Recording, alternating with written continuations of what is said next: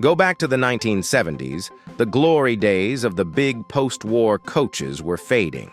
General Motors, once the king of the intercity market, was pulling out of the highway coach business entirely. Meanwhile, MCI was on the rise, its MC8 and MC9 models becoming the new standard for carriers coast to coast. For Trailways, Greyhound's proud rival, this was a turning point. Their aging fleet of Eagle Model 05 coaches had served faithfully through the 60s and early 70s, but time had caught up with them. The styling looked dated, the structure was heavy, and maintenance costs were climbing with every mile. By 1978, Trailways leadership knew they needed more than a refresh.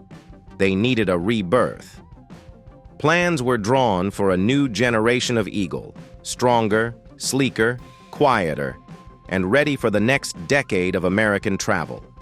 The result would debut in 1980 under a name that carried both hope and heritage, Eagle Model 10. It would keep the craftsmanship, the smooth ride, and the elegance that made Eagle a legend, but wrap it in a design built for the modern age. Because when America's highways entered the turbo era, Eagle refused to die. It chose to be reborn. When the first Eagle Model 10s rolled out in 1980, their lineage still traced back across the border to the quiet industrial town of Sahagún, Mexico, where Eagle frames had been hand-assembled since the early 1960s. The partnership with Mexican craftsmen gave every coach a touch of the old world, solid welds, thick steel, and a sense that each one had been built by people, not machines.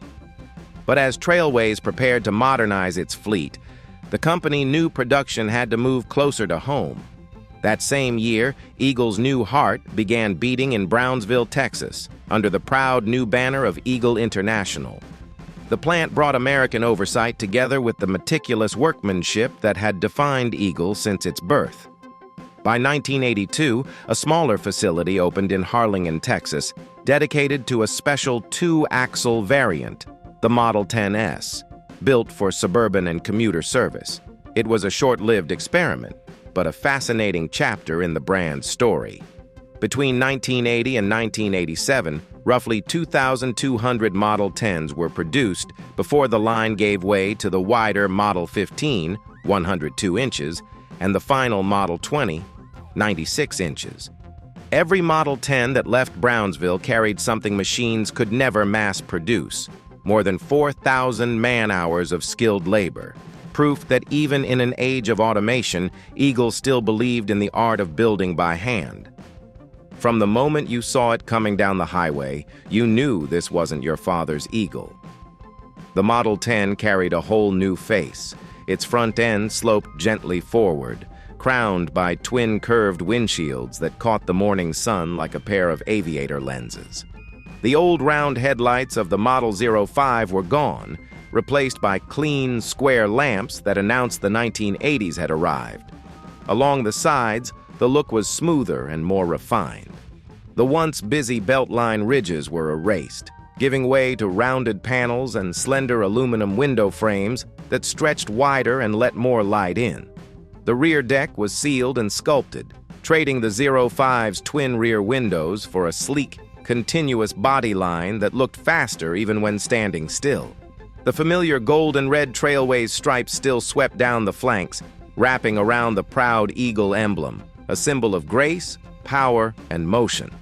It was still European at heart, born from Kessbohrer and Setra influences, yet undeniably American in soul, longer, lower, and quietly confident.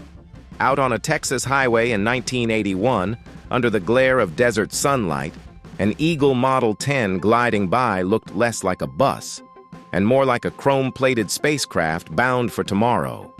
Beneath that smooth exterior, the Eagle Model 10 was a masterpiece of engineering, a true monocoque construction, where the body and frame formed a single, seamless structure. Unlike the traditional body-on-frame coaches built by competitors, the Eagle's shell carried its own strength. Fewer welds meant greater rigidity, less flex, and a quieter ride on rough American highways. The undercarriage blended high-tensile steel with stainless panels in key areas to fight corrosion, an essential feature for fleets that braved snow, salt, and time.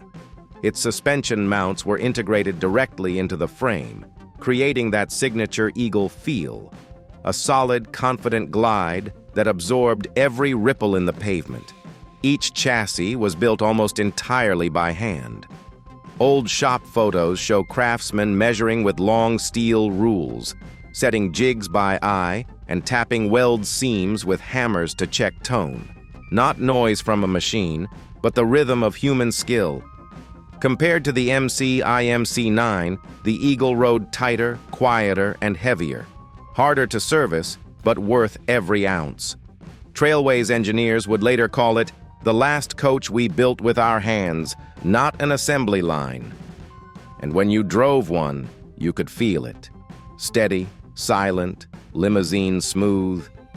Ask anyone who's ever sat behind the wheel of an Eagle, and they'll tell you, nothing else rides quite like it. The secret lay in its unusual Torselastic suspension, a rubber and torsion bar system where each wheel carried its own independent spring assembly. Instead of relying on airbags like most modern coaches, the Eagle used massive rubber cylinders that twisted around steel rods, flexing with every bump and settling back in silence. The result was magic, a ride so smooth and planted that passengers often compared it to gliding, not rolling. It never sagged when parked, never hissed when the air bled out, and kept its height perfectly even no matter the load. Drivers loved its sure-footed stability. Musicians and entertainers adored how their instruments stayed perfectly in tune, even after 1,000 miles of asphalt. Of course, that comfort came at a price. Adjusting ride height required skilled hands, and after 10 or 15 years, those Torselastic units had to be replaced entirely. An expensive ritual for loyal owners. Still, nothing felt like an Eagle. While the MCI's air ride floated softly, the Eagle 10 hugged the road with weight and confidence. As one old driver put it, the wheels didn't just roll. They swallowed the highway whole. Underneath its long, polished tail, the Eagle Model 10 carried a heart that every highway mechanic knew by sound alone, the Detroit Diesel 6 V92TA. A turbocharged, after-cooled two-stroke V6, it produced around 320 to 335 horsepower and a deep 950 pound-feet of torque. It wasn't quiet, and it wasn't subtle.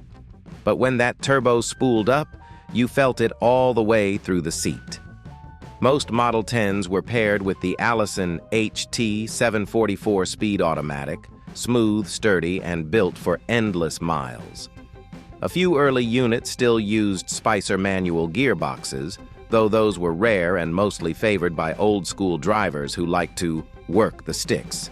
Some operators ordered the tried-and-true 8V71N for economy, while export versions, such as the 10R in Australia, occasionally received Cummins NTC 300s.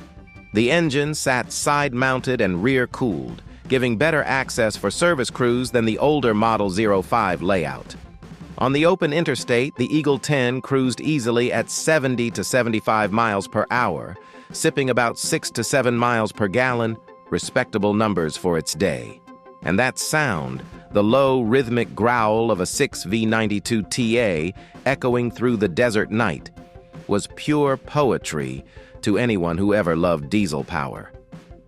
Like any great American machine, the Eagle Model 10 came in more than one flavor, each tailored for a different road and a different dream. The rarest of them all was the Model 10S, a two-axle suburban version built in Harlingen, Texas, for commuter runs like the Atlantic City Express. Lighter and more economical, only about 84 were ever made before the idea quietly faded away. Half a world away, the Model 10R took the Eagle name to Australia, where companies like Trailways Australia and Lever Coach Lines put right-hand drive versions into service. These unique coaches mirrored their American cousins, complete with flipped mirrors and doors on the opposite side.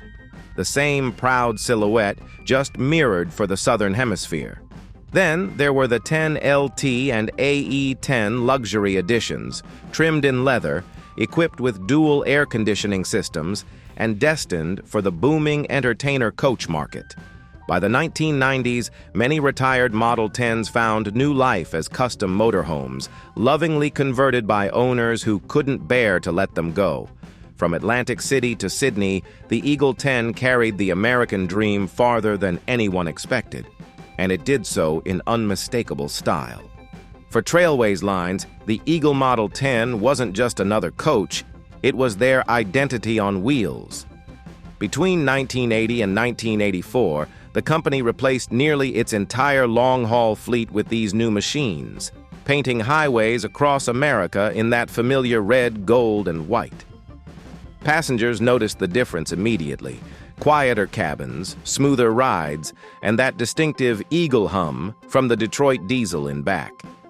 When Trailways finally dissolved in 1987, many of its Model 10s were sold off rather than scrapped. Dozens found second lives with charter operators, tour companies, and entertainer conversion builders, hauling everything from weekend tourists to world-famous musicians. By the late 80s, it wasn't uncommon to spot a gleaming silver eagle rolling into Nashville or Austin, carrying the likes of Johnny Cash, Willie Nelson, or Reba McEntire. Others went to college athletic teams and regional transport fleets, proving that the Model 10 still had miles left in it. Over time, the Eagle 10's image shifted, from commercial workhorse to coach of the stars. Within enthusiast circles, a saying began to stick: once you ride an Eagle, you never go back. And for those who did, every trip still felt like a first-class ticket on the open road. For all its beauty and refinement, the Eagle Model 10 demanded respect, and sometimes a little patience.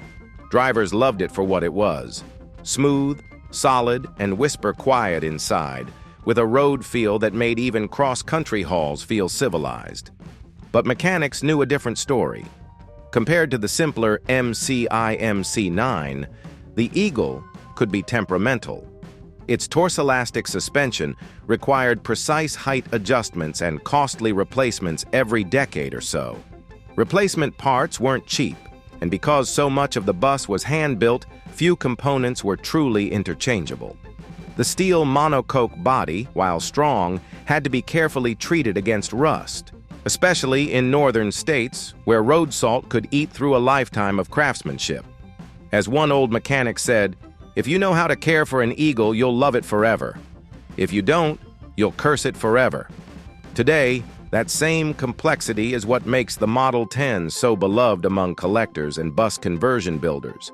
Its proportions are perfect, 40 feet of balance and symmetry, and its structure remains rock solid decades later.